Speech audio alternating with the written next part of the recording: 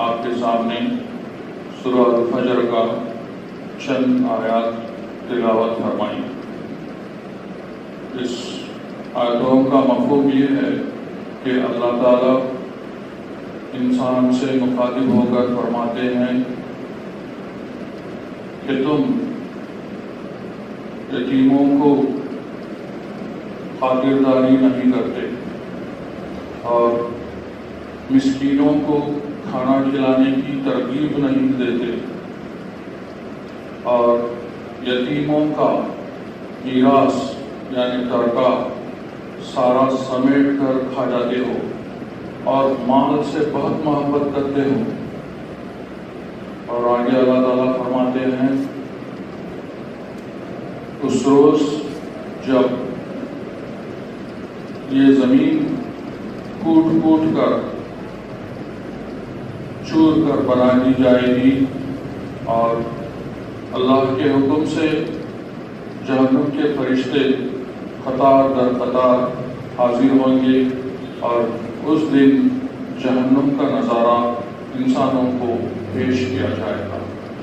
جب انسان کہے گا ہائے اگر میں اس دنیائی زندگی میں نیک اعمال کرتا اور اس نیک اعمال کو اس آخرت کی زندگی کے لیے آگے بھیجتا، لیکن ایسا نہیں ہوگا۔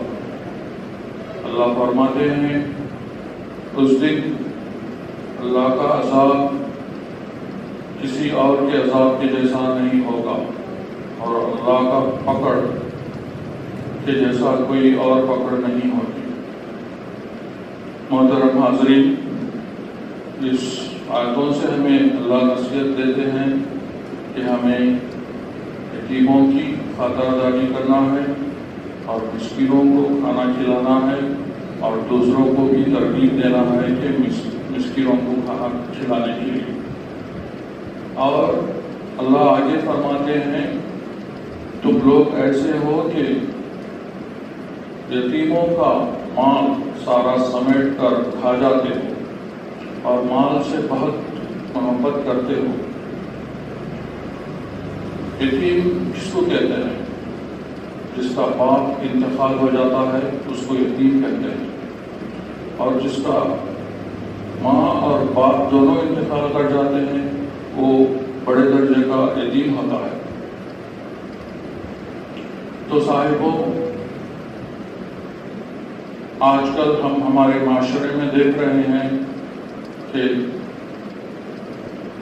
جب باپ یا ماں یا دونوں کا انتقال ہو جاتا ہے، ان کی میراث کو یا ترکہ کو یا ان کی جائیداد کو ان کی اولاد میں، ان کے رشتہ داروں میں شریعت کے تحت ہم تقسیم نہیں کرتے۔ لڑکیوں کو ان کا ترکہ نہیں دیتے۔ اکثر ہم دیکھ رہے ہیں ہمارے معاشرے میں، حتیٰ کہ پڑھے لکھے لوگ، دینی علم رکھنے والے بھی ان کے گھروں میں لڑکیوں کو، بہنوں کو ان کا شریعت کی طرف سے مقرر کیا گیا حصہ نہیں دیتے۔ تو اس معاملے میں اللہ فرماتا ہے کہ یہ بہت بڑا گناہ ہے، گناہ کبیرہ ہے۔ لہذا ہم سب کو شریعت کے مطابق اپنے گھروں میں جو لڑکیاں ہیں یا بیٹیاں ہیں، بہنوں ہیں، ان کو ان کا شریعت کے مطابق ترکہ دینا چاہیے۔ آپ رسول اللہ صلی اللہ علیہ وسلم حدیث مبارک میں فرماتے ہیں علم میراث، اس سے پہلے میں آپ کو کہہ دوں کہ علم میراث یا علم وراثت کس کو کہتے ہیں؟ جب ایک انسان فوت ہو جاتا ہے، مر جاتا ہے، تو اس کے مال کو ترکہ کہتے ہیں۔ ہم عموماً یہ سمجھتے ہیں کہ جو ہم بیٹیوں کو دیتے ہیں حصہ، اس کو ترکہ سمجھتے ہیں، لیکن شریعت کے مطابق ترکہ کا مطلب جب ایک انسان مر جاتا ہے تو اس مال کو ترکہ یا میراث یا وراثت کہتے ہیں۔ جب انسان زندہ ہوتا ہے وہ اس کے مال کا مالک ہوتا ہے۔ تو نبی کریم صلی اللہ علیہ وسلم فرماتے ہیں علم میراث سارے فائدے مند کے علم کا آدھا حصے کا ہے، یعنی سارے فائدے مند جو علم ہے اس دنیا میں، اس میں آدھے حصے کا فائدہ دینے والا حق رکھتا ہے کہ علم میراث۔ یہ آپ صلی اللہ علیہ وسلم کا حکم ہے۔ آپ پھر آگے فرماتے ہیں کہ آپ اس علم میراث کو سیکھو اور دوسروں کو بھی سکھاؤ، اور جب قیامت کے دن قریب آئیں گے تو اللہ فرماتے ہیں علم میراث کی سب سے پہلے مسلمانوں کی دلوں سے اٹھا لیا جائے، سارے علموں سے پہلے علم میراث ہی مسلمانوں کے سینوں سے اٹھا لیا جائے قیامت سے پہلے۔ تو لہذا آج کا موضوع اہم ہے کہ میں نظام تقسیم میراث یا قانون تقسیم میراث، جو ماں باپ فوت ہو جاتے ہیں ان کی جو درگاہ ہے یا وراثت ہے، ان کے رشتہ داروں میں کیسا تقسیم کیا جائے، تو اس پہ روشنی ڈالنے کی کوشش کروں گا انشاءاللہ۔ جب ایک مسلمان زندہ ہوتا ہے تو اس کے مال کا وہ مالک ہوتا ہے، تو اس کی زندگی کے دوران میں وہ اس کے مال کو بیچ سکتا ہے یا ہبہ کر سکتا ہے یا وصیت کر سکتا ہے یا وقف کر سکتا ہے۔ یہ ان چاروں چیزوں کو مسلمان شریعتاً اس کا حق ہے کہ وہ بیچ سکتا ہے یا ہبہ یا گفٹ دے سکتا ہے یا وصیت کر سکتا ہے یا وقف کر سکتا ہے۔ ایک حدیث مبارک ہے، آپ صلی اللہ علیہ وسلم کے زمانے میں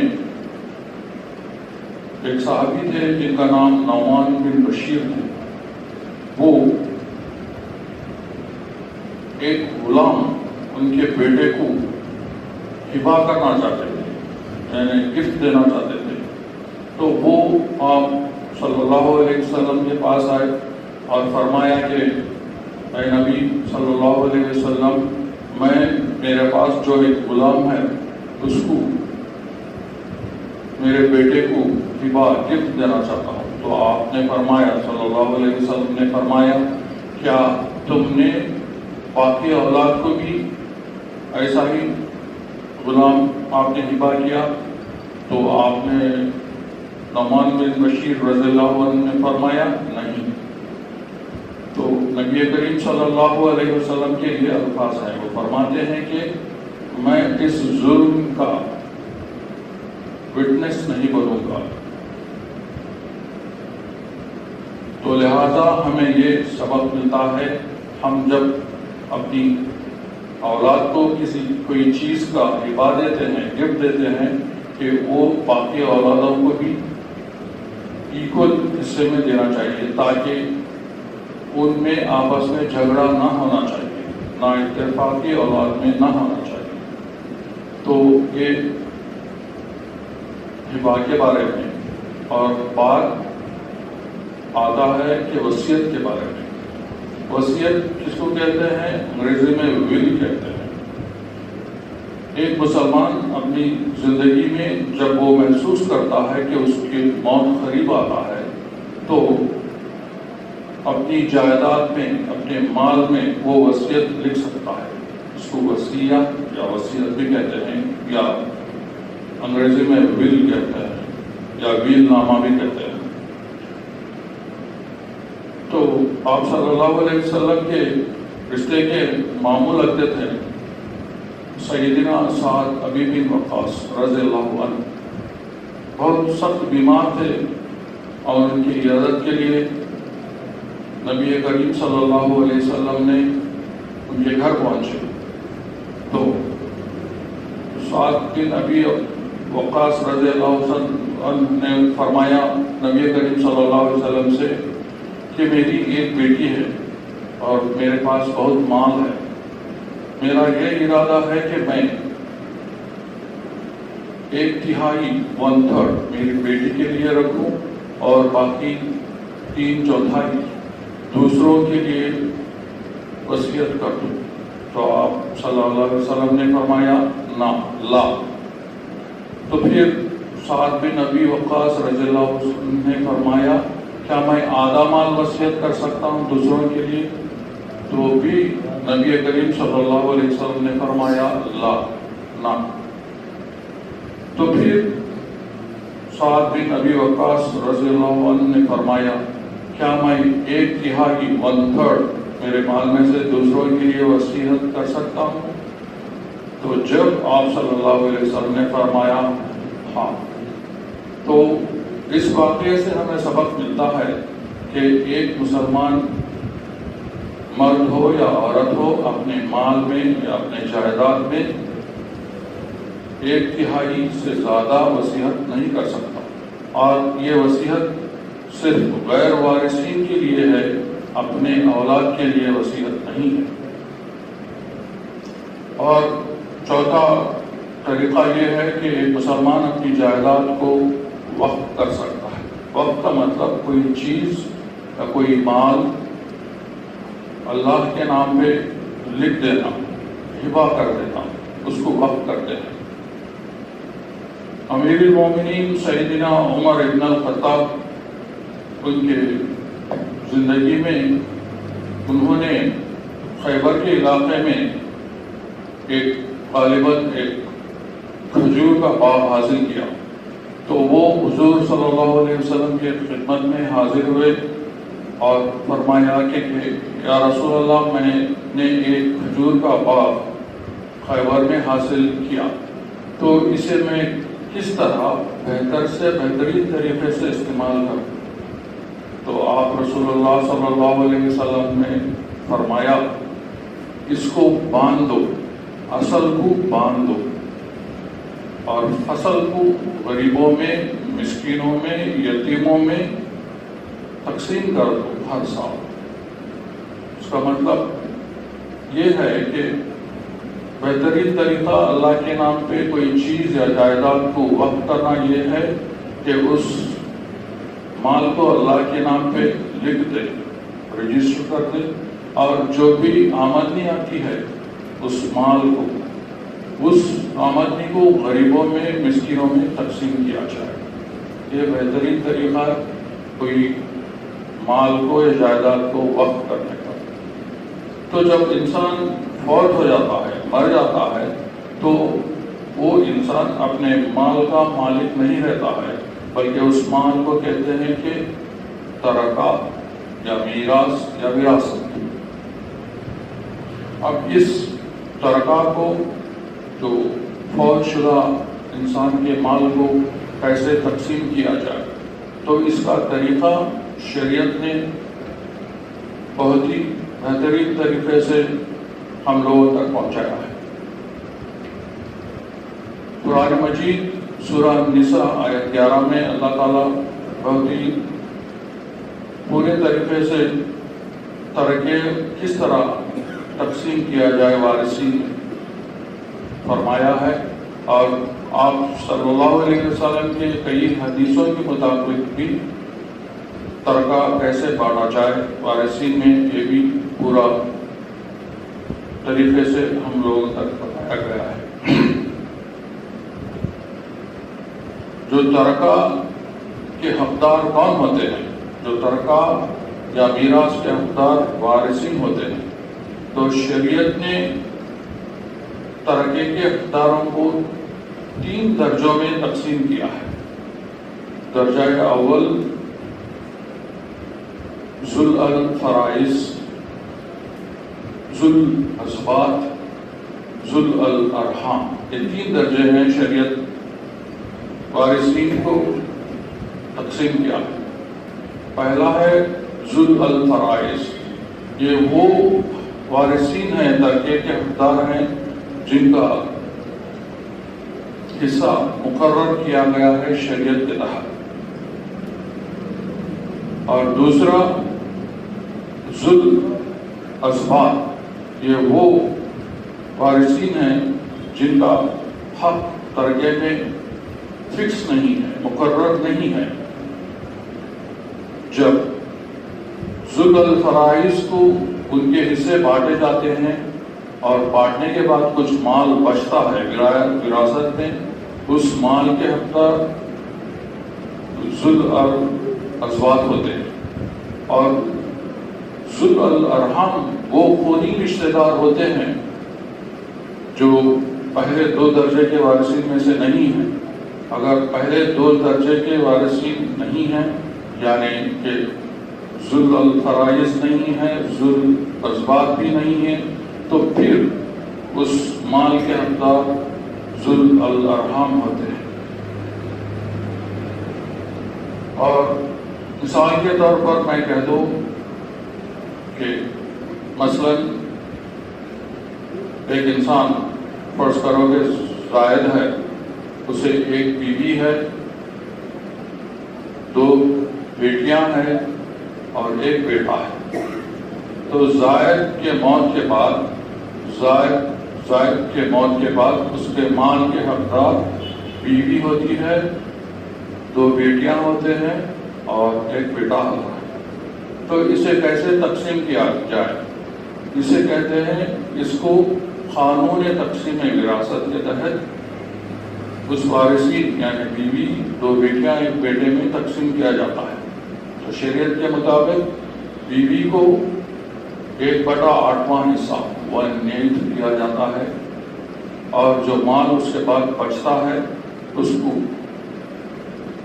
قرآن کے حکم کے مطابق لڑکی 1 حصے کے حقدار ہوتی ہے اور لڑکا 2 حصے کے حقدار ہوتا ہے.